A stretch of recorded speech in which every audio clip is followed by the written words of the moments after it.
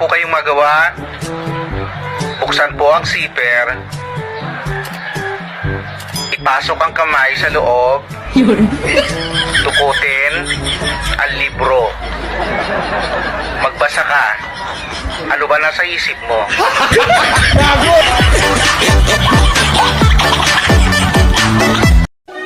Diskarte lang ng diskarte para mabuhay.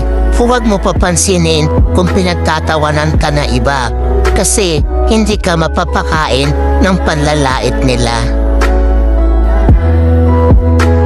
Mag-start ka ulit, mag-try ka ulit, lumaban ka ulit.